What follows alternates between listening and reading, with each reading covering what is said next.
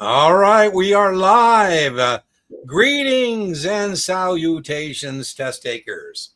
This is the Series 7 Guru, aka Dean Tenney, coming to you from my off-grid studio, getting our kicks on historic Route 66. We have our always very special wingman, the Test Geek in flesh form, managing member, Test Geek Exam Prep LLC, Brian Lee. If you are joining us, let us know where you're joining us from and what exam you are taking. Brian, we are getting more international all the time. I have a whole cohort of Brazilians I'm working with. And in fact, I almost tonight brought out my Brazilian gift. I had a Brazilian, it's rum that they make. I can't pronounce it correctly yet. Cachaça, I want to say. But it's made with sugarcane juice instead of sugar cane itself. So it's not quite a rum. Anyways, love my Brazilian friends. Like, what do we? Bom dias morning. I'm not sure in Portuguese how we say good evening. It's something like buenas noches. Anyways, tell us if you do have a question for us after we get done with housekeeping. It's helpful if you tell Brian what exam you're taking, followed by your question. So if you put it like SIEQ, it's easier for us to pull it out of the chat. You know, we can distinguish who's chatting amongst themselves versus somebody who needs some help with content. It also helps us decide because there's a lot of overlap. And, you know, how they may test on the same thing on a different exam might be shallower or deeper, and it helps us kind of gauge that. Now, if you're looking for a free supplement to your paid materials, my YouTube channel is #1. Hard to believe, Brian. We're coming up on 8 million views. 2 million. And I remember you when you were this big. That's right. 2 million watch hours, 60,000 subscribers, 2,000 videos of my wildest dreams, Brian. I never thought that. Now, if you're going to be using my channel as a supplement, by the way, neither Brian nor I are telling you should not spend money on paid study materials. You should.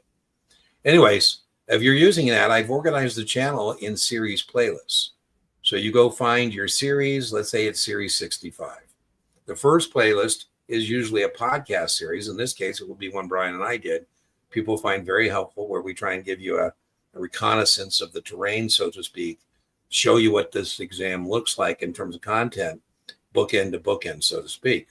That's playlist 1, then lectures and explications. Last playlist is practice, test, and practice questions. Please use the channel search bar. If you're looking for a particular piece of content on accrued interest or margin, whatever it may be, put that in the channel search bar. It's okay. Brian and I know that tonight we're going to get asked the same question we've answered many times that is available in video format. It's okay. We're going to do it. But before you are looking for something, put it in there and see what comes back. Right? So if you're looking for a paid supplement, there's no better paid supplement, I think, than a Kaplan QBank. If you don't already have it, there's a discount code for all Kaplan products and services at checkout. It's Guru15. It works for all products and services. Today, Brian, I'm teaching a Kaplan Guru Exam Prep collaborative class, Series 7, and it would work if you're going to sign up for the class as well. Brian has been kind enough, and boy, I think this is a great distillation of what you got from your test prep vendors. If it's Kaplan, who knows, it might be 600 pages. Hey, Bill James, Chuck Lowenstein, you're listening. We love you. However, Brian does a good job at distilling that down into what you need for the actual test. And he's been kind enough to give you a 20% discount on his content. And that discount code is Guru20. All right, let's see. If you're looking for freebies, I don't do many free stuff on my paid booking page. It's mostly all paid. YouTube channel, completely free. Booking page, almost not. But we do a weekly Q&A jam session that is free, and you can access that at deantenneytutoring.setmore.com. Please note, if you win the coaching call tonight, you do not win tutoring at a date and time of your choice. No. You win the coaching call. And the way you go get that is you go to deantenneytutoring.setmore.com. You go to the class tab. You'll see coaching call for drawing winners. And that's how you register to claim your coaching call. You're not alone. You're not alone. If you're looking for a tribe, why not join ours? Welcome to Guru Nation. Now, we are available on YouTube, but we also have some other communities. We have a Facebook community called Baby Brokers Doing Hat Tricks. The testing gods have been smiling favorably on us, Brian. Lots of people passing their tests. Baby broker is a term of endearment. It's not a derogatory term. It's for rookies in the securities industry. A hat trick are 3 successes in a limited time frame. SIE 766, SIE 663. You get the idea. We now, Brian, are coming up on 1,500 members active. No Facebook community has more active members and chats than that community. We also have Reddit communities. We have subreddits. We have R Series 6, R Series 7 of the SIE and 7, R66 for all the NASAA exams, and R Series 24 for 9s, 10s, and 24s. All right, let's go into the comments and see what people have for us this evening. Let me get rid of that. Let me get rid of that. And comments. Helen is taking her 24 or missed the 24. She's back to studying. Can I explain limit up, limit down? Now, I don't know if this is a post-traumatic stress syndrome and that you saw this, in the actual test. But I don't think it's something that we have had people tell us that they've seen. But what this is designed to do is kind of like a circuit breaker to slow down trading when it gets very volatile on an individual stock. So if you did see this on the 24 or the 57, they might ask, for example, what is the reference price we're using to determine whether we're going to do limit up, limit down, and have a 5-minute kind of a halt while we get our act together. And the reference price is the moving average price that's going to be calculated every 30 seconds in that 5-minute window. They might ask you, what is the price band for limit up and limit down? That's 5% higher or lower than the reference price I just gave you. And then they might ask, again, this is low probability, but you asked and I'm answering. What action triggers a volatility trading pause? It's when the best bid or best effort remains at limit up, limit down for 15 seconds. What we're trying to prevent is a break in the trading where it goes like from 30 to 10 or 30 to 50 or something like that. And then I think this is the most likely question, Brian. How long does the circuit breaker, the volatility trading pause, continue? And I think that's the most likely thing. It's a 5-minute trading pause while we get it together and figure out what's going on. So, Ellen, I hope that was helpful for you. Let's see what else we got going in the chat.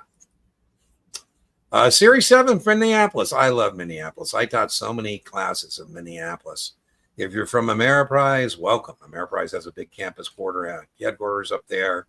And the Minnesotans are so nice. I love even the way they talk. They have a nice rhythm to their voice. And boy, I know, Brian, you can take the cold, but boy, Minnesotans can really deal with some nature. In 65, 66, Matthew, we have this thing you get tested on called the range. And every time I hear the range, I think of Minnesota because of my Minnesotan friends. I'd be freezing. And they say, well, Dean, it's warming up. I go, are you nuts? They go, Dean, it was -5 and now it's 10 degrees. It's warmed up 15 degrees. That's the range. I'm like, oh my God, you guys are crazy. I always think of Amy Klobuchar. She's the only one who ran for president. And she did her announcement in the snow with the Minnesotans with their parkas. Dropping to say hello, Cynthia. Welcome. Yeah. Welcome to drop in. Nothing better for morale than people to drop in, pop in, buck up some of our test takers. We always extend welcomes to our previous test takers, victorious test takers. Past the 7. Well, you know what that means. We ring the bell. Ask not for whom the bell rings for you. And we also do a toast. Tonight we are doing, you see my label there, Series 7. I see the label. We are doing an artisanal mezcal from the Guadalupe Valley of Mexico. It's outside Ensenada. I bring this up, Brian, in milk jugs, and then I put it in a nice, classy, repurposed Patron bottle. And boom, when you ever come visit, maybe we'll bring something to do. And we do a little cheers, a little toast to victorious test takers. Hopefully we don't have too many victorious test takers. We've a couple times. We've had to refill. Jack from Chicago, test is tomorrow morning. Great timing. Well, make sure, Jack, all you got to do is let the test come to you. You want to have your reading skills. When I'm tired, my reading skills are greatly diminished. You look like a handsome young man there. And I would just warn you, not about being a handsome young man. That's a blessing. The days of cramming the night before, ladies and gentlemen, is over. There's nothing good that can come from cramming the night before a FINRA or a NASAA exam. It just is, it's detrimental to your success because, again, you're just going to be pushing things you already know out the other side of your brain housing group, right? So, I mean, you're just putting new things in and, other things are disappearing. And then this idea I told you about, you don't want to be tired and exhausted. You want to be bright-eyed and bushy-tailed. Pennsylvania, 7 this week. Oh, look at that. Movie star sunglasses, Sarah. Pennsylvania, are you in Valley Forge? Might you be a crew member? Might you be from Vanguard? I know that Vanguard doesn't control all of Pennsylvania, but they do have a large little piece of the earth there, Valley Forge. It's harder, Brian, to get an ID badge at Vanguard than it is to fill out a U4. I know. And, I used to have an ID badge because I would travel around the various campuses. And Vanguard, if you don't badge in a certain length of time, it deactivates your card. And so I was in Valley Forge, and I went to hit it, and it deactivated. They wouldn't let me in, and the security guard was going to take my badge. I go, oh, don't. You can watch me go over there. They're going to reactivate it. Don't take my badge. I guess I made a big scene because, but the part of not having a badge at Vanguard is then you literally have to have a security guard escort you everywhere. I get it. But anyways, I got to North Carolina, and the person there is such a sweetheart. She said, Dean, here you go. She had a new badge waiting for me. I go, ooh, thank you so much. It's the same way in Scottsdale too, right? What's that? Same way in Scottsdale as well. They're all absolutely. Scottsdale gets awful hot. Yeah, I know. I'm in Northern and I had one of the corporate trainers at Vanguard. It was a weekend class, Brian. And I checked in, I was teaching the weekend. I showed up in the Birkenstocks and shorts and then, Hawaiian shirt. And he said, Dean, we can't have, somebody like you walking around the campus. They might think you work at Vanguard. Don't you think you should be dressed a little better? And I go, hey, my experience is the less competent you are, the more formally you ought to be dressed. He goes, are you talking about me? I said, well, the shoe fits, wear it. Cody, at a hedge fund, the one thing hedge funds don't do is hedge. Typically, a hedge fund, I'm going to want 2 and 20. The guy who came up with the first hedge fund said, Clipper captains of yore used to get 2% of the cargo value and 20% of the profits when they landed the Clipper ship and sold the cargo. And the first hedge fund guy said, that's what I'm doing. I'm taking people on a financial journey. And like a captain of that journey, I should get 2 and 20. So, that's a lot of compensation. Stevie Cohen, the owner of the Mets, his hedge fund is called 0.72. His is 3 and 30, Cody. Wow. He wants 3% of the assets that he's managing for you and 30% of the profits. Wow. Now, the hurdle rate is where I say to you, Cody, listen, I'm not going to eat my 2 or my 20, typically my 20, my profit participation, until I achieve for you the hurdle rate. The hurdle rate could be whatever. As an investor, the higher the hurdle rate, the better.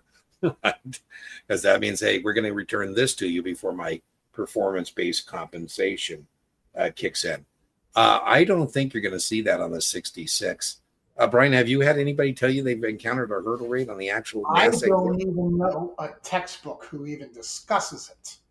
Well, Cody, I guess I know that sometimes Brian gets a little upset with me, Cody, in these scenarios because I know the answer and it's not on the test and I still give it to you. I guess the good news is I know it because it's, I was a practitioner, right? So thanks for you guys do. You're welcome. We enjoy it. We enjoy it. You know, could be worse, right, Brian? Could be worse. Living the dream. Living the dream. Absolutely. Taking the 65 next week, Brian and I can get sevens that are incredulous with us when we say that we think the 65 is the hardest exam. I think it's the hardest exam for people who come to it with a blank slate and they're not in the securities industry. I highly recommend, and I will link it in the video description, to a podcast episode series that we did. And I think, Brian, didn't we title the first episode "Who Takes the 65 and Why" or something like that? We certainly did. And we talk about what makes the 65 challenging. I would add, Ken, I think it's also very challenging because it lacks a narrative thread. You know, the 7 has more of a narrative thread to it about what you're being tested on, whereas the 65 can be all over the place. So we're wishing you luck. Last time with 90, 92. Well, there you go. You know, how many of those, Ken? Brian, 65s are close but not passing? I would see them all the time. Ken, make sure you analyze your score sheet and find those weak areas. Yeah. Test specifications. So go through that, do an intellectual inventory with yourself, just to kind of, it's kind of counterintuitive, but you're actually looking for things you didn't do well on. I mean, I want you to put like a plus, 0, minus. I had a guy who did that, Ken, on the 65 test specification. He had a lot of minuses in a particular area and he was kind of bent. I go, no, that's good. We know how to fix that. Right. So we're hoping that's what it is. For the decay therapy, past 37. Well, here we go. And where's my bell? The decay therapy. I'm not sure what I mean by that. I'm not sure what that means, AP. Do you know what it means? The decay therapy. Theta decay therapy? I don't know. The invoice. Well, I'm free. You will not be receiving a invoice for anything on the YouTube channel. There's nothing that's for sale. I mean, I've thought about putting on the channel, Brian, some merch. The only merch that really speaks to me is like a tombstone, where you could order a tombstone with your test dates and when you passed. But I don't have coffee cups. I don't have sweatshirts or baseball caps or any of that stuff. In the Kaplan LEM talking taxes, under the old rule, alimony is deductible and includable. In 2019, that changed and reversed. For test purposes, you always answer, Ken, the current information. Always, always, always. Brian, I think you have an old question too. Did you update yours? I do. That's right. I have changed it. Yeah. As a matter of fact, I think I just eliminated it. Okay. So let me give Brian his board. It looks like he's writing on his board. I always like to give him his board space. So, Brian, you want to explain? So, yeah. After 2019. And I still have seen, my video still has the old rule, but all of my class notes and practice files have been updated in the addendum. As a matter of fact, that's the first place I put it, was the addendum. However, after 2019, right, it is no longer a deduction for the payer. Yeah. And nor is it reportable income for the receiver. Right on. That's it. There it is. P.S. though, Ken, there's the answer in general for all test takers. You always answer the most current information. Absolutely. Because, Ken, if you miss it by one question and you want a challenge, they're going to ask you what question you're challenging. And if you're challenging it, you better have answered with the most current information. So, and again, be kind to Brian and I. You know, the internet doesn't age. I mean, Brian, I have videos that are 4 years old. I still think they're current, and people say, oh, how could you know it's not T+1? I go, oh my God, please. Yeah. There's 5 videos that update you on that. It's in the video description. So please, be kind. Currently watching Brian's 65 course now. Thank you. Well, I hope you're not multitasking. Are you watching at the same time you're on our live? Oh, just jumped on the live. There we go. Well, Tyler, as I said, Brian is, I think, the all-time best at the distillation of the testable content. So particularly on NASA exams, putting it into nice, plain, simple English. Pass the SIE on Monday. On to 6. Time for your cheers. And as you're hearing, what's that? As you're drinking, let me just say that you can almost test out of the 6 after passing your SIE. do a couple practice finals at least, or something. But you should be in pretty good shape for the 6. I wish I could get people with them right when they start the SIE, because I would so hammer home, overlearn the SIE. You want to come out not just barely passing, wobbly. You want to come out strong, because as we said, on the 6, you can almost pass out. On the 7, there's a lot of overlap as it relates to mutual funds. But, you come into that 7 a little stronger. You're going to have to do a lot of work on, munis and options, but, there's no reason not to try and really get that testing victory in a big way. La Mirada. Hi, guys. Taking the SAIE Thursday morning. I have a specific area to work on, but I'm getting low 70s. I think that's fine. Best advice Thursday morning is to rinse and repeat. Last day of studying, as I said before, Brandon, the days of cramming the night before are over. For all intents and purposes, tomorrow, Wednesday, early afternoon, the execution of your study plan has finished.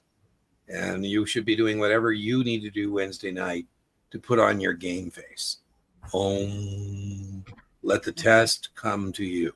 The most important thing late Wednesday afternoon, early Wednesday evening, is to get a good night's rest so that your brain housing group has enough power to power through Thursday.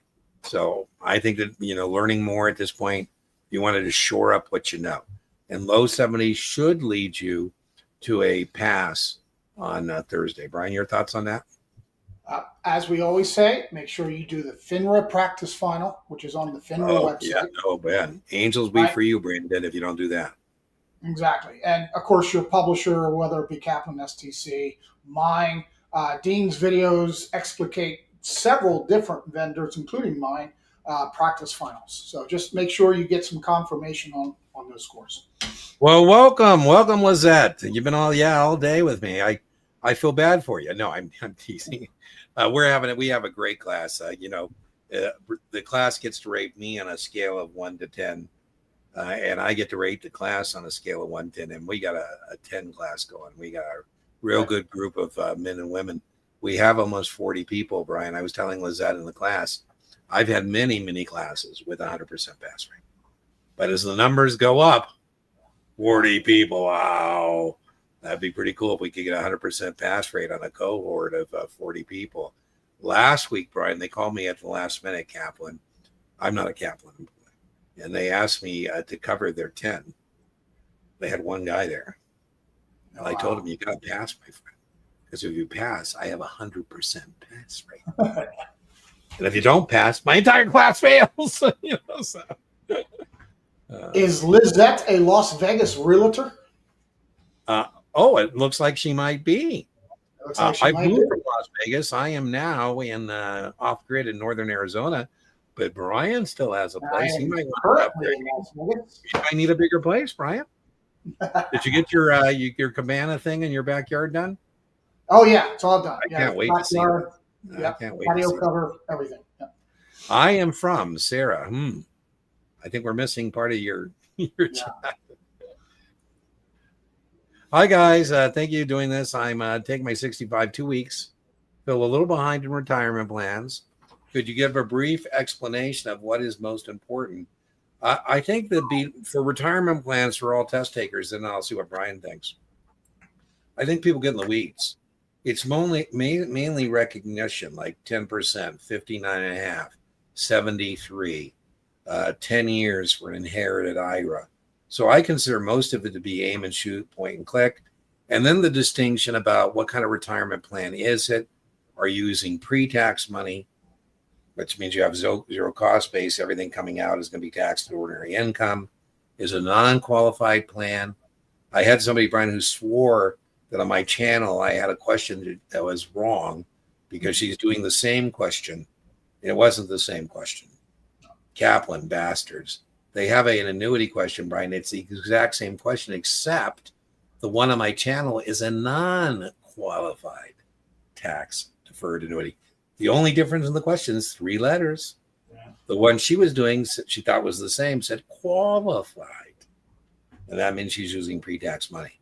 So I think it's mainly recognition. If people tell me they fail because of retirement plans on any FINRA NASAA exam, I think you have bigger problems elsewhere. Because this is really more, I like Brian's term. Brian has a term he says linear is compared to test prep vendors. And what I think Brian means by this, oh my God, some of the test prep vendors, you were 56, 58 months ago. And, Brian, your thoughts on that? Yeah. Again, being a distiller, I think the textbooks go much, much too far on some of these. You'll probably get anywhere from 3 to 5 retirement plan questions. I think, Dean, you're absolutely right. A lot of them are point and click questions. Watch out for the quadro. The qualified domestic relations order. Right on. Those show up all Definitely the time. there. And there's no such thing as KEOs anymore. Yeah, Senator Keogh is long dead, and so is his retirement plan. If you're a senator, you came up with the idea, we name it after you. Sarah, thank you so much. I had an insurance company, Brian, and have you had this where it's like a contagion of some sort? They were all, hundreds of them. Arista. I'm like, whoa. Couple questions, my friends. Yes. Sarah, remember, if you're a paid student of mine in terms of tutoring, you are a crew member. Love it. I love Vanguard. You also get access to my free office hours. So if you go to my booking page, deantinneytutoring.setmore.com, you get to average down on that tutoring session. You can book the free office hour for paid students. If it's just you, it'll be you and me again, Sarah. But, I cap it. Might be 3, 4, 5 people, and we go over some things. So, and you are a crew member. I should have known that if we did our tutoring. I probably asked that. Only thing more inverted than treasuries is Dean after 4 drinks. I haven't had 4. I only toast the testing victories. I caught myself almost just drinking instead of toasting the testing victory. But I think that's a bit of theta decay therapy. Yeah, there you go. Oh, there we go. That might be it. The test question about an inverted yield curve, very testable, is when short-term rates on short-term treasuries are higher than long-term treasuries. That's an inverted yield curve and test question. It's a negative leading economic indicator. So that is testable on 65 particularly. Past the 63. Woohoo! I got to come up with some fancy toast. I'm going to have to chat GPT come up with a toast for our. Just drink this stuff, would you? Chat GPT, man, I'll tell you, AI is incredible. I think I told you, Brian, I was trying to come up with a title for a lecture on dead people. Because there's lots of test questions about dead people. I thought, what am I going to call it? I got to come up with something kind of classy because that sounds kind of crass, dead people. I put it in the chat PD and it came up with the afterlife of money. I would have never thought of that in a gazillion years. I like it. Well, there you go. I mean, please, AP, I love that. If they ask if you're done, say yes. If they say, do you want to go home? Say yes. How many people, Brian, just because they have extra time, this is a terrible thing to do, say, well, I have some extra time, so let me just go back and look at some of my answers. No. Say, I'm done. I want to go home, right? What is the most important thing to know about retirement plans? Well, I think I just gave a little overview, right? 59.5, 10%, 73, qualified or not, 10 years on an inherited IRA if you're not a spouse. Brian brought up the quadro, very testable, but all that stuff is aim and shoot, point, click. By the way, I just gave you half a dozen. I don't even think you're going to see all those. We just don't know which ones you're going to see. So, got to be prepared for all. Traditional IRA versus Roth IRA. Roth for sure. Yeah. Senator Keogh is dead, but Senator Roth is not. No, he's dead. Yes, he is dead. But, he is dead. But the Roth IRA lives on. Yes. I think sooner or later, Brian, some of my progressive friends might take over. Fiscal policy, test question. Fiscal policy is government spending and taxation controlled by Congress and the president. That's very testable on SIE and 65. And they might take away that Roth. Never. Brian says never over my dead body. Well, they might be revolutionaries. Be careful, my friend. No, they will not. Don't I like, perpetuate any myth. sometimes Next people don't one. get it. I like that. Who's the guy running for New York City mayor, Brian? He said he's going to raise the income tax to 13%. And I thought, well, doesn't he realize that some of those billionaires can say, you know what? I'm out of here. I'm going to Florida. You know? Volkswagen, kudos, man. Kudos. Now that 10 is a real bear, man. That's a slog. Yeah, third time will be the charm. But boy, that is a slog. 65 this Friday. I'm using Kaplan. Any tips? Well, I do have some tips. Brian and I said, make sure you check out the test specifications. Make sure you check out our podcast episode. We have a whole series. I have two very good videos for come back line. One is called the 65 in 60 minutes. And people were asking, begging me to do an update of that. And I don't want to do the same thing over again. I want to do, series 65 in 60 minutes, part 2 or do. So I made the Mighty 90. It's the 65 in 90 minutes. I highly recommend that. Very, very helpful. Brian did an evening class for us. I'm trying to get that back going, Brian. So we'll have to talk about what we want to do. In the fall. Yeah. An evening class for us called Definitions of Persons, Registrations of Persons, I think. Definition and registration requirements of persons. And it's been very, very popular and contributed to many, many testing victories. So those would be three videos I'd recommend. 65 in 60 minutes, the Mighty 90, which is the 65 in 90 minutes, Brian's definition, whatever that was. That's very helpful. Very helpful. No, Dean. Channel's a lifesaver. Well, Brittany, thank you so much. I like that. Brittany with an A. I like that. Brittany with an A. I like it. Semper Fi. The Marine Corps are saying, for those who may not be familiar with the Marine Corps, Semper Fidelis, always faithful. And Brian, I saw some young Marines and they said to me, Ryan, Semper Gumby. I go, what the heck is Semper Gumby? They go, Dean, that means Marines are always flexible. I go, no, I got to write the commandant. We're not flexible. People don't expect Marines to be flexible. We adapt and overcome. But, we're not flexible. Checking in from Iowa. I love Iowa. Big. Let's see if we get it, Brian. Are you with who is it there that's in Iowa? Cambridge. Ryan, are you with Cambridge there in Iowa, where they have Willie the Bull out front? It's like it reminds me of Field of Dreams. Build it and they will come. They have this 10-acre, I don't know, maybe more, 20-acre. It's a corporate campus, literally, Brian. It's in the middle of a cornfield, and I love it. My GPS went out, and I said, "Hey, do you know where Cambridge is?" The whole town knows where it is. They go, Dean, you go to the railroad tracks, you make a left, and poof. And Ryan, in the Midwest, they have something, Brian, I love called Casey's General Stores. And Casey's General Stores, Brian, have breakfast pizza. And when the people at Cambridge told me about this breakfast pizza, I said, it's got to be awful. And instead of donuts the next day, they brought breakfast pizza. It is surprisingly delicious. Right? I've been looking here in Arizona. Who's going to sell some frozen breakfast pizzas? I would think Walmart could do that. Past the 7. Woohoo! They don't have artisanal mezcal. We could ferment some corn, I guess. Getting for the hat trick. The hat trick, we love it. Couldn't have passed the essays without your guys' help. We love helping people, contributing to testing victories. I certainly can, Sarah. I certainly can. Brian, you want your whiteboard for this one? Yeah, why don't you go and I'll start drawing. There you go. Okay, I'm going to give you the board while I'm explaining. Okay. Okay. So, Sarah, where this shows up more often than not on your Series 7 is with a zero coupon bond, also known as an OID. If I buy an OID and a zero coupon bond for $500 with 10 years to maturity, what I'd like to do is say that I held that for more than a year and that $500 is a capital gain. The IRS says, Sarah, au contraire, Dean.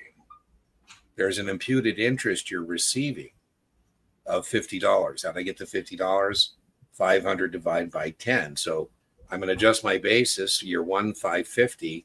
Kind of sucks. I'm going to pay taxes on $50 I didn't actually receive. Next year, $50, cost base is $600. I owe taxes on $50 I didn't receive. This concept, Sarah, paying taxes on money you have not received is called phantom income. Kind of sucks. So not going to be a good recommendation for somebody in a high tax bracket. Maybe a kid's up month. Maybe the kid's -2 and he's going to college in 18 years. I'm joking. We would buy 18 instead of a 20 as Brian has there. Now, the second place this comes up is the IRS, Sarah, doesn't think you take your last buck and buy a muni bond. They think that if you own a muni bond, you own other things. And they're correct. And so they think of what I might want to do, looking at Brian's whiteboard, is buy 100 muni bonds for $110,000, Sarah. And I would be collecting a higher than today's tax-free return. How do we know Dean's getting a higher than today's tax-free return? Because the muni bond's at a premium. So they say, no, Dean, you can't realize that $10,000 loss, 110 to redemption, whenever it's convenient for you. No. You got to take this in little bitty hits along the way. So if I'm going to lose here $100 over 20 years, Brian's much better at me. I'm going to get my calculator. So Sarah, if somebody offers me a calculator, I say thank you very much. That's $5 a year. That's embarrassing, Brian, that I can't take 100 divided by 20 and come up with 5. Oh, well. So each year, Sarah, I'm going to adjust the cost basis downward. Now, this is just my term, Sarah, not a tester. Straight line amortization upward test question is called accretion. That is testing. Straight line amortization downward is called decretion, not a tester, but decrete. You're decreasing the cost base. So if I hold this muni bond to maturity, I have neither a gain nor a loss. But each year, again, I'm going to adjust that. So at the year 1, it's 1,100. Then it'll be 1,095, 1,090, 1,085, so on and so forth. Now, Sarah, one more point. About 50% of the time on debrief, Brian, they have had to deal with adjusting the cost basis on a muni bond practical application, right? The 3 styles of questions you get are recognition, practical application, and judgment. Now, I think on the 0 OID, there's corporate issuers of OIDs, treasury receipts, treasury strips. It's mainly recognition. Your thoughts? Beautiful board work, Brian. Brian is the master of the board work. Any comments based on your beautiful artistry on your chart? The reason I have this is because when I first took the Series 7 many decades ago, I didn't understand it either. I'm not an accountant. I'm not a CPA.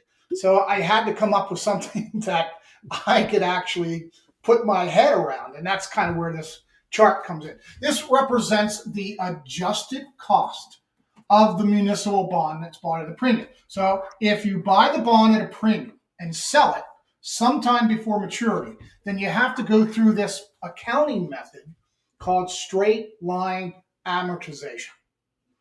And as Dean said, if you buy it originally at a discount, then you have to accrete. You adjust the cost basis up. So if you sell it sometime prior to maturity, you have to go through this accounting process called straight line accretion. The textbooks, the question banks have 47,317 of these questions. You might get 1 on the test. I told you 50% of the time. Right on, Brian. So, Sarah, I was just about to tell you, if you put it in the channel search bar, you can watch me do this 20, 30 times.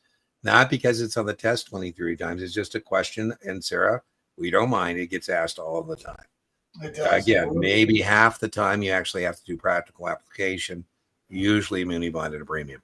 For the OID, it's just recognition on the actual exam. All right. Good job, Brian. Love that board work, man. That is awesome. You got an 83 on Brian's test. Do you think yeah, absolutely, Alex. Yeah, think. Absolutely. Hopefully the 83 was the first time he took it, not yes, please. Oh, Brian. Right on, Alex. Brian, I had somebody told me they got a 95 on your practice test. I go, that's ridiculous. Can't be true. They go, are you calling me a liar? I said, I'm just making it clear what a liar I am if you're telling the truth. I couldn't even do that the first time I get a 95. Because Brian's trying to make it difficult. And he goes, well, okay, it's my 3rd time. I go, well, now it's lost its diagnostic kind of value. It's the So if same you as did that. it once and got an 83, it's phenomenal. Yeah, You're ready to go. right. Right as I say, Alex. I think Brian's exams have the strongest correlation. Alex, I've had people literally get a 74 on that practice exam, testing tomorrow, and I got to talk them off a cliff. I go, listen, you're going to be fine. A 74 on Brian is a 74 on the test. There's no need to commit Harry Carey here. So I think that's a wonderful score. It's why I'm a big fan of Brian's practice test. Now, I don't know why people get confused about this. You can get the practice test, Test Geek practice test for free. Brian's given me permission to use it on the channel where you can hit pause and play and see how you did. I give a little different kind of rationale or spin on Brian's questions, but you can always ask Brian too. I mean, listen, Brian's more than happy to talk to you about it. I'm getting more aggressive when I say, call Brian. It's not my question. It's Brian's question. He's more than happy to talk to you about it if you take issues with it. Secondly, you can also buy Brian's just the practice test for like $20. Now, every once in a while, Alex, those test takers, you already have it in your possession, obviously, will call Brian and all I got was a PDF of the practice test. I said, well, I think we were pretty clear. That's what you're going to get. Now, every stage of Brian's investment is included. So if you move up and you get his PDF of his class notes, that includes that practice test. Don't hold me to this. I think it's $40-something. Yeah. All in on the videos, the class notes, the practice test. Not a time to be frugal. If you have the resources, all in with Brian with the 20% discount, I think it's a little over $100. All in the entire distillation of the videos, the PDFs, all that stuff. Is that about right? 100 and something, Brian? 103, I think. Yeah. So there you go. Great investment. Great investment.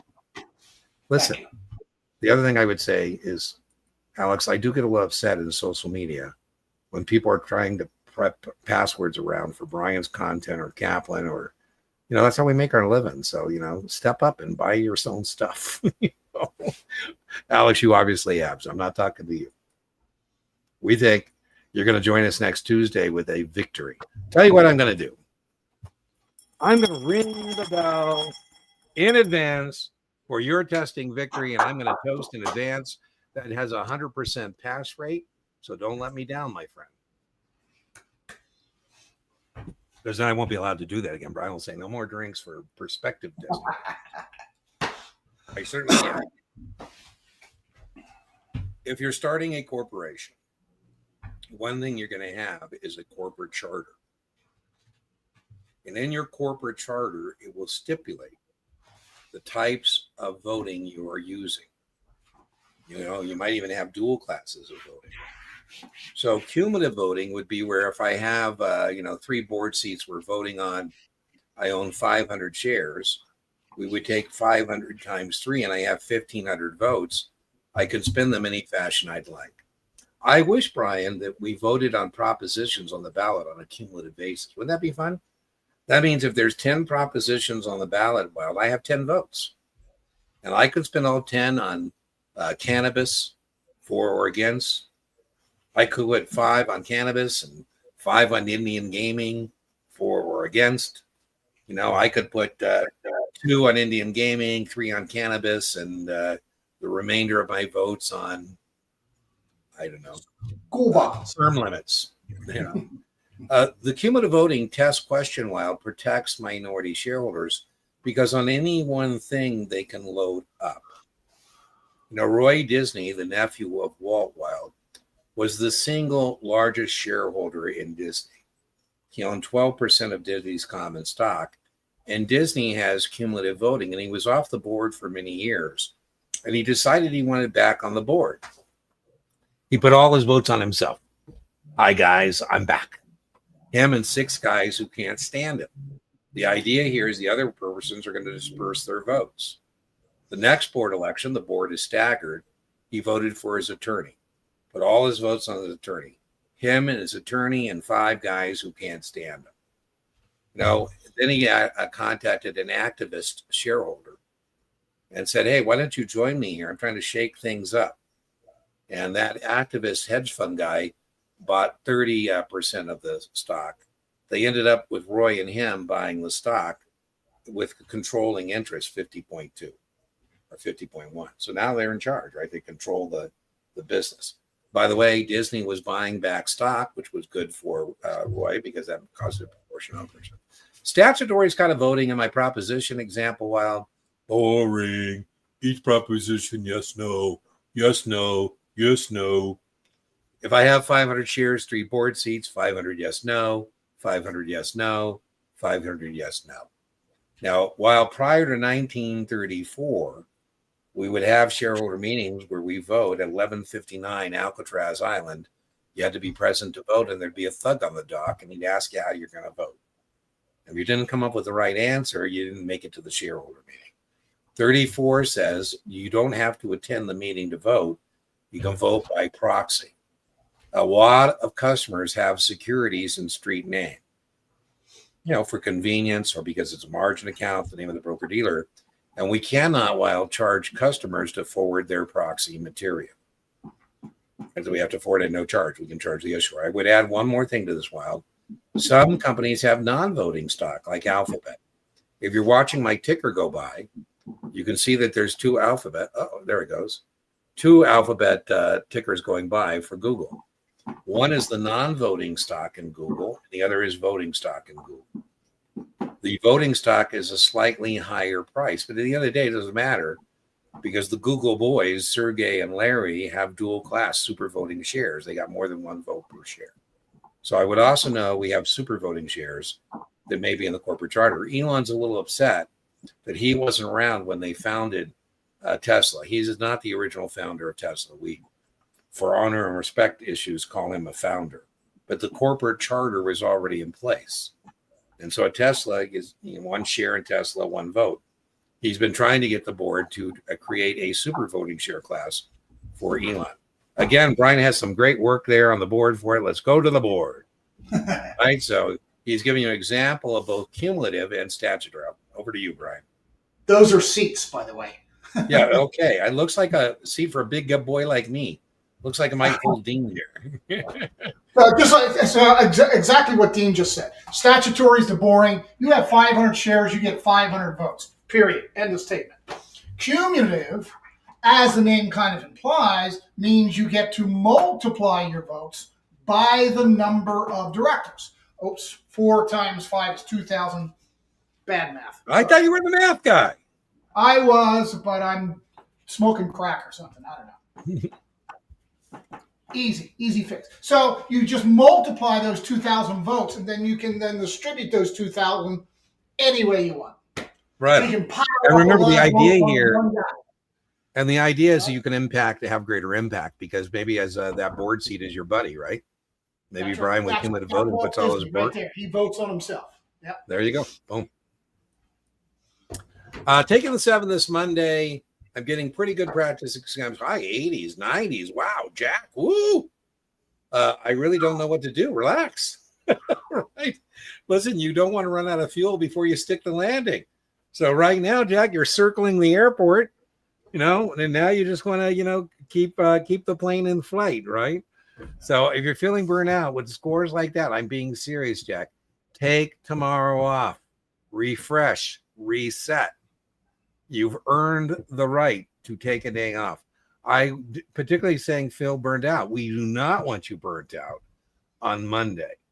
And so you are accelerating. I think you're in a car, Brian. What would that be? Overheating? I'd say, hey, bring it down, man. Bring it down. So Jack, hey, listen, I'm teasing, but I love to be able to say to you what I just said. You've earned the right. And by the way, I don't want you. I'm being totally serious. Don't put yourself at risk by, working too hard. You can. Burnout is a real thing. I want you to take tomorrow off. Just refresh, reset. Your brain will still be working, but you want to kind of get charged back up again, right? And then ease back into it. So Thursday, reestablish that rhythm. Friday, I would even say take Sunday off. So Brian, do you think let me say it this way, Brian. Would you agree with me? I know I'm kind of forcing you into an answer, but I know Brian's strong enough to give me the answer, even if he doesn't agree. Would you agree that at this point, Jack is more at risk from burnout than knowledge deficit? Absolutely. Yeah, I'd say take the test tomorrow, but that's probably not possible. Yeah, I've had people where I told them, call the airport, say, hey, permission to land early. If somebody chickens out, they do have test dates where you can take their spot. I had somebody who's had these scores, Jack. It was worse in this regard. I mean, it's great that they have these scores like you, but theirs was like 2 weeks out. I go, oh my God, they didn't pace themselves. Now, by the way, Brian and I would rather deal with that situation, Jack, than you getting like 50s or 60s and you're testing Friday. So it's a good thing. I don't want to say it's not a good thing, but pace yourself. Took the 7 last Friday, missed it. Damn. Double damn. I'm now passing by upwards of 8 percentage points. I've already submitted. I love that. That's best practice, Roland. Best practice. They'll let you book the date right now when you fail, as long as it's 30 days out. So, if you go into the cave to slay that Series 7 dragon and you almost got him, he's still there. He's waiting on you. And so make sure you go back as soon as possible to get the job done. I'm hopeful for you too. I do have 5 recommendations about how to respond to this misfortune. That video is called, I'll link it in the video description. You failed. Is it over? Spoiler alert. The answer is no. And Brian and I think you should do while the fresh is hurt, an intellectual debrief with yourself. Get the content outline from FINRA. This is recommendation number 1. And go through that content outline and put plus next to each item if you intellectually owned it and it wasn't the issue. 0, you were at par. Minus means you need to work and remediate, and that's going to get you a thumb. Now, I would remind you, I had this come up today, Brian. The draws are random, and you could work on fixing or plugging the gap, remediating your other areas, Roland. But make sure you keep everything else above par and overlearn, get those zeros above par, because you can get a substantially different draw. I had a guy today on a NASA exam, 65, Brian, who swears he had 5 questions on CE. And the guy who was next to him had 0. Well, that's the draw. So make sure you're prepared for any draw. You're welcome. She is a realtor. All right. So she sells tangible assets. Tangible assets. We sell intangible assets. Right? Some people have a problem with that mentally, right? Some people like physical, tangible assets. Stocks and bonds and stuff like that aren't tangible assets. Now that I'm on to my 66, I expect it more difficult than the 7. Well, I don't know. They're different exams. Brittany, we always say that you should respect every exam in and of itself. You don't want to suffer what the Greeks call hubris, where you go into an exam and you think you're going to get some extra credit or you're going to get some overlap. I would deal with them separately. I would say this, and then I'll defer to Brian. Brittany, it's kind of weird. We have all kinds of people who do very well on the 7 and really struggle on 66. We have people who struggle on 7 and have no problem on 66, right, and vice versa. So it's kind of weird about that. And so I would say I'm not comfortable saying it's more difficult or not more difficult. I'm comfortable saying take each exam in and of itself with the proper respect. Your comments, Brian? This is not only for Brittany, but for everyone else, because we've gotten this question 2 or 3 times tonight. We get it 2 or 3 times every week, right? Yeah. Prior to your 65 or 66, job number 1 is watch Dean and I podcast, the Geek and the Gurus podcast. It gives you a really good 30,000-foot overview of what to expect on the 7. The difficulties, the easy parts. Is it harder? Is it easier? Those are subjective answers. Right? They are.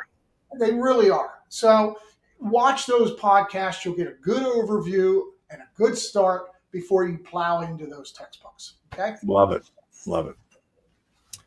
66 on Thursday. Watch the 60-minute version and do your traffic. Saving the mighty 90.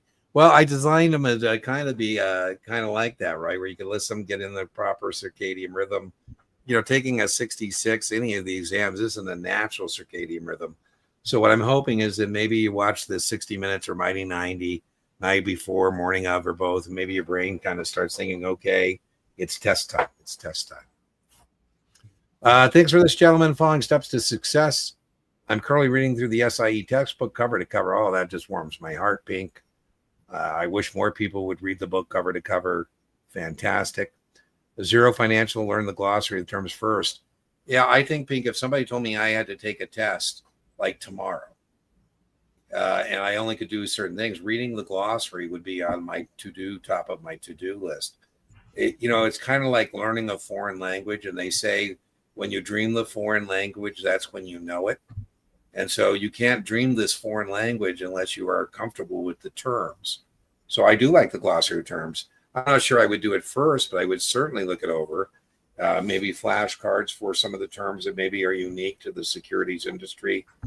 Pink, I always laugh when people tell me English is a second language, and they think I'm laughing at them instead of with them. And they say, what do you think is funny? I go, well, it's not in English to begin with. Right? So you're going to have to kind of read the question and then say, okay, what is this in plain English they're asking me? Right? So that's one of the challenges. But I love your steps, reading the book. How exciting is it, Brian, to have a test taker tell us they're going to read the book cover to cover? Yay. Yeah, I mean, that's what we did. That's what we practice, that, Pink. And in today's environment, I had a young test taker, and he was incredulous when I told him he has to read the book cover to cover. And I even add to that, Pink, when I study for exam, I read it twice. Once cover to cover, as close to one setting as possible, without taking notes, just to see what it looks like. I've had, Brian, people who read it and they highlight everything. And I go, well, not everything. How do you even know what to highlight the first time through? And I read a second time. Anyways, this young test taker was incredulous. He said, well, how long is that going to take? And then I said, well, sit down and read for an hour. You'll establish what's called your read rate, right? So let's say it's 50 pages an hour. Then you take the book. Hopefully it's not Kaplan. I'm joking. 600 pages, divide by 50. It's going to take you 12 hours. How you doing? I'm doing fantastic, Peter. Living the dream. I passed the health and law and health. I think that's life and health. SIE 6, have the 7 soon. Love it. I have not read the test. Well, Peter, I just love that you're the bookend in these questions. Right? There's Pink. I feel bad that we just chatted up how much we love Pink.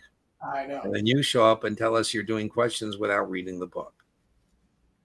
Very dangerous proposition. Yeah, well, do I think you're toast? Let's put it this way. Brian and I like to play roulette every now and once in a while. Let's say Pink on the roulette table is red 24. And you, Peter, are black number 10. I'm putting my chips on Pink. Right? She's reading the glossary. The reason that's great is because when Pink goes to do the questions, she can have enough base to know what she's being asked and what answers are being offered to her. That's going to be more of a challenge for you. Now, I would say 65, I think, is pretty damn good considering you haven't read the book. I guess I would add, are you going to read the book? And then I would add, when is your test? You say, are you toast? I don't know, because I don't know when your test date is. I don't know how much time you have to maybe repent, change course and direction, and maybe read. What do you think, Brian? The first thing that popped in my head was, take my practice final. You'll see if you're toast or not. I love it, Peter. So there you go. The Test Geek is telling you to take the Test Geek 7 practice test. But we don't know how much you've done. We don't know. I know. I'm not trying to be. I'm trying to be nice. Yeah. And so, Peter, I'm going to bet that score is not going to be 65. At Jack Bro, you're set, especially if that's Kaplan. Yeah, you're going to pick up some questions. Kaplan's definitely tougher. So, at least now we got some people sending us some love. Right. So, is he saying that Peter or a Jack? I don't know. What was Jack's question? Maybe I got the wrong love transmittal. I don't know why it came up like that. That's from our earlier one. Boom. And now let's see if I can find out where we're at. We're coming up on an hour for this. So I'm going to put a star next here. And what we're going to do is we're going to do our Wheel of Fortune, our drawing.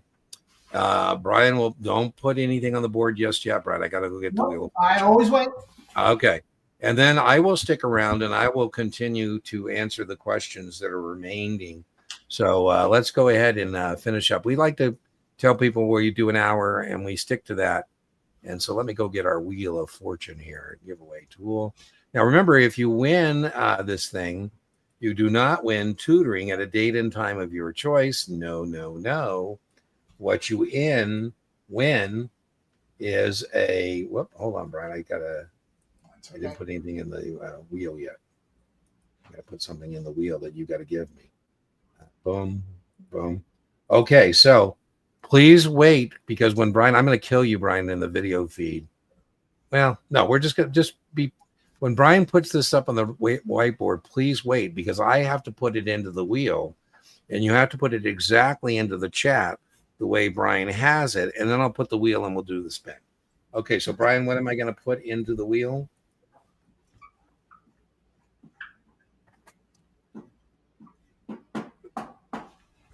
Victoria. Oh, that's from your. I thought you were going to put Victoria's test taker, but no, he puts Victoria in there. So boom. Now let me go get. So if you want to participate in our drawing, put Victoria into the chat. I will go get the Wheel of Fortune here. Boom. There is the Wheel of Fortune. And so put Victoria in there. I'll get rid of stick here. And there's Brian and I. We have 7 entries. Now we have 13 entries, 15 entries. And then remember, I'll put up where you go to claim your winnings.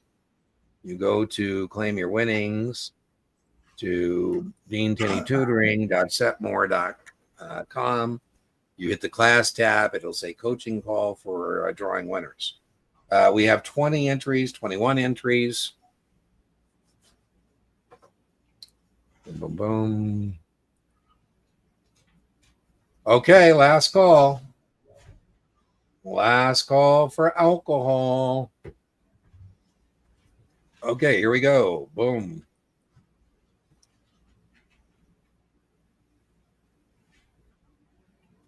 And the winner is Larson Fox. So Larson, go to deantenneytutoring.setmore.com, hit the class tab. You can register for your coaching call. I will show up and we will talk about whatever you'd like in terms of test content as it relates to that call. All right. Well, I always say inch by inch, your exam is a cinch. And Brian, you say... You got to learn to keep it simple. Stay with what you know. You take the test. Don't let the test take you. Woohoo! All right, everybody. I will stick around. Brian's not leaving us, and I'll stick around and answer any other questions you might have. So let me go back to the chat. Brian, thank you so much. Bye-bye. And let's see what we got going on in the chat. Let's see. Go back to our past the 7 on a Friday. Woohoo! Started the 66 yesterday. Again, tonight we're toasting in honor of our testing victories, a artisanal mezcal from Baja, Guadalupe Valley. It's kind of like the Napa of Ensenada, which it's not, but hey, they try pretty hard. Let's see what else we got. Sausage breakfast pizza. I told you, I didn't think I was going to like that breakfast pizza, but boy, those Casey General stores are it's like a combination gas station, truck stop, diner.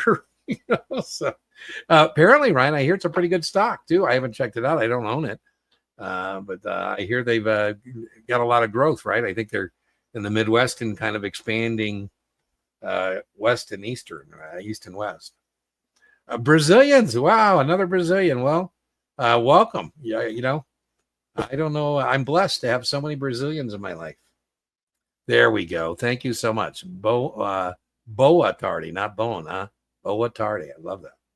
I did a lot of business in Portugal, Angola, Brazil, Macau. These are former Portuguese. It's kind of funny. The the Portuguese, has been my experience, that they still have a little bit of a colonial mentality, and I don't know why, because all their former colonies are much bigger than Portugal.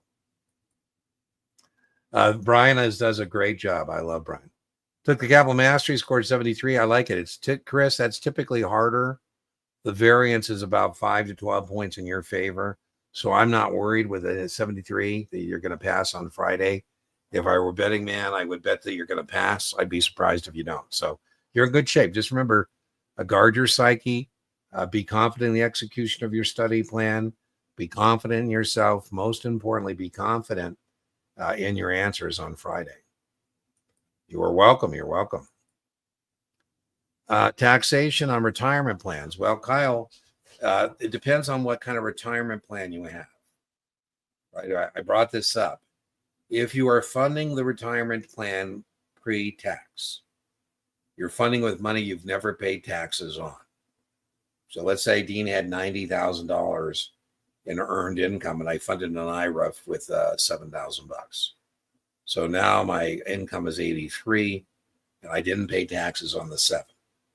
Everything coming out is going to be taxed at ordinary income tax rates. Let's say you have a 401k, a defined contribution retirement plan through your employer. That is being funded pre-tax. That money is coming out of your check before you ever paid taxes on it. So when you go to get that money, all of it is going to be taxed. You have a zero cost basis. Everything that's coming out is going to be taxed at ordinary income.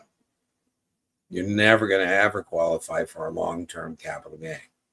Now, if you're funding the retirement plan after tax, non-qualifying, for example, you're funding a tax-deferred annuity, and you're putting $100,000 in there, that's $100,000 you've already paid taxes on, and you do have a cost basis. You're not going to have to pay taxes on the $100,000 because you already have. That money is going to grow tax deferred, and all these retirement plans are growing tax deferred. You're now 59 and a half, and you would like to withdraw money. You say, Dean, what is in my separate account? How many accumulation units do I have in that separate account, that mutual fund? Now, I think of a variable annuity as a mutual fund with an insurance wrapper. I say, Kyle, there's $1 million in there now. And you say, well, Dean, what can I do? I said, you can take a random distribution.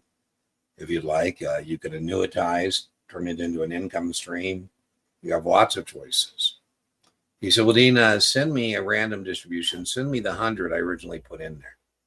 I go, absolutely not. Last money's in, first money's out, whatever yields the most to the U.S. Treasury. So when you have a cost basis in that retirement plan, the money coming out first is going to be money you owe taxes on. Right? So those are the basics. That's the taxation, ordinary income. You don't owe taxes on 100, you owe taxes on the 900. The AMT, there's only a couple test questions here. The test question is, it's a suitability question. Before, Carl, I recommend to you an industrial development agency bond or an industrial development revenue bond, IDA or RDIDR. These bonds, Kyle, are supporting a private activity. You know, if you buy the industrial development agency bonds for the Schwab campus in Lone Tree, Colorado, those bonds are supporting a private activity there. And those are going to be subject to taxation if you're subject to the AMT. And it's a binary suitability question. Are you subject to the alternative minimum tax? If yes, test question, we don't recommend private activity bonds, industrial development agency bonds. The AMT is to make sure everybody pays their fair share. So as your accountant, I call you and I say, hey, Kyle, I have some good news and I have some bad news. The good news is I've calculated your taxes, and with all your deductions, it looked like you didn't owe any money. You go, that's wonderful. What's the bad news? I said, well, now I have to recalculate using the alternative minimum tax, and I got to tax out preference items like private activity bonds, and you're going to owe something. You owe the greater of the two. Do I think it's useful? Yeah, I do, Sean. I mean, as a speculative investment in human capital, that's how I got my first job when I was a young man. I said, hey, listen, I realize I'm a speculative investment in human capital, but why not take a chance on me? And by the way, it's easier to take a chance on you if you already have some victories on your belt, right?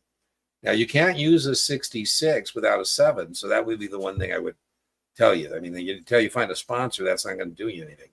The 65, Sean, would be useful even if you don't have a 7, because you might be able to find an opportunity maybe at a fee-based investment advisor. But absolutely, why not? Why not? Oh, man, I hate that, Lee. 1 point. Ugh. I'm dating myself. But in the old days, there was no 30-day wait period. And I would literally just tell you to go do it again. But now you got to wait 30 days. I think as a backup, I like that. By 1 point, you could probably pass out of the 63. I love it. And then do a 65 and you're back in business. I love it. So, yeah, I love it. Do I still have some questions to stay warm? Yeah, I would. Scoring 80s, I think you're going to be getting to get it done. 9. Ooh, not my forte. I think the biggest mistake, Slayer, people make with the 9 is that they think it's about advanced option strategies, and it's not. It's sales supervision. So, don't overdose on, iron butterflies and condors and ratio rights. Stay focused on sales supervision. All right, let's see. It looks like we're almost done. Let's see. Last one here. Looks like our last one for the night. Thoughts on covered calls. I'm not sure what you mean, what my thoughts are. Covered calls, ETF. Oh, I don't know. We don't give investment advice here. We help people pass the test. So I'll answer it that way. Covered calls, test question, are a great way to generate additional income on stocks that you own. It's one of the most conservative option strategies around. Today, Apple, last time I checked, was at 231. And I say, proud by Maury. I say, hey, listen, why not get paid hundreds of dollars to agree to sell stock high? We just bought low. If we buy the Apple at 231 and we write the 240 call for 8, we're going to get $800 to agree to sell Apple at 240 that we just bought at 231. Woohoo. That will lower our out-of-pocket cost. So we do get some price decline protection. We're out 221 for the Apple. We brought in 8 points for the call. So 221 minus 8. Again, I'm terrible at arithmetic. Our break even is 213.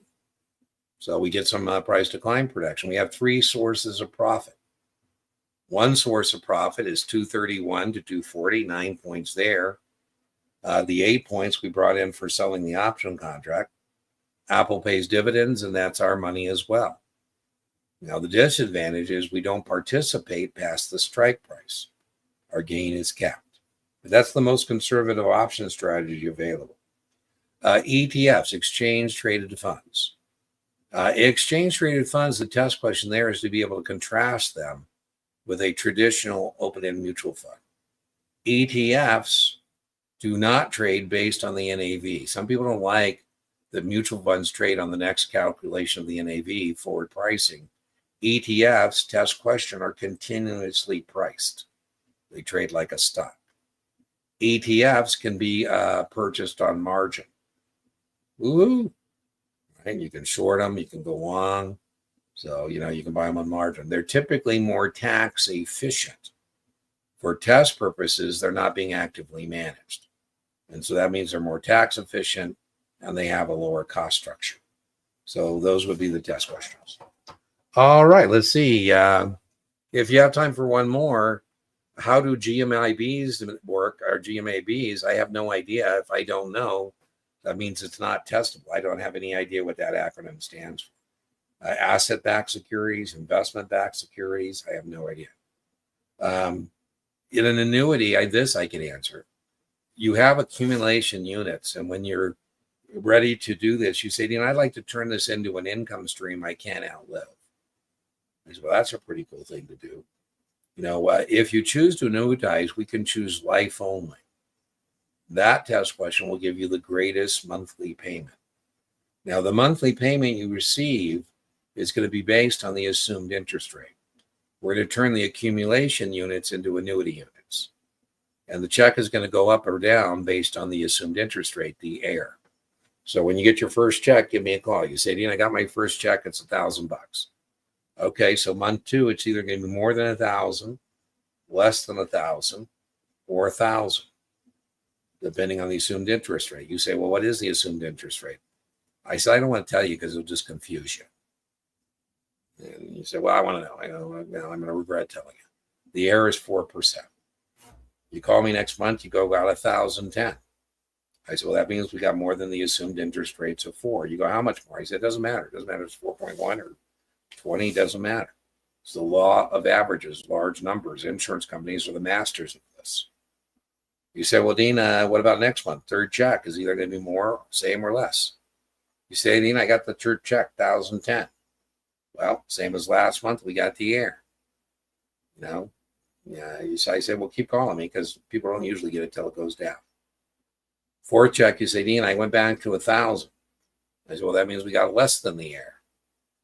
You say, how much less? I said, it doesn't matter. Even if it's 3.9, that's positive performance, but the check still goes down. You're really late, Satish. We already did the drawing. We already have got a winner for the drawing. So maybe you're watching this in not in real time. All right. So I think that was the last one. Okay. We're here every Tuesday, 5 p.m. Arizona time. I'll see you next week. Remember, as we say, inch by inch, your exam is a cinch, yard by yard, your exam is hard. And I'll see you next week. At last call, any last questions? It's last call. Going once, going twice. So remember, stay connected with us.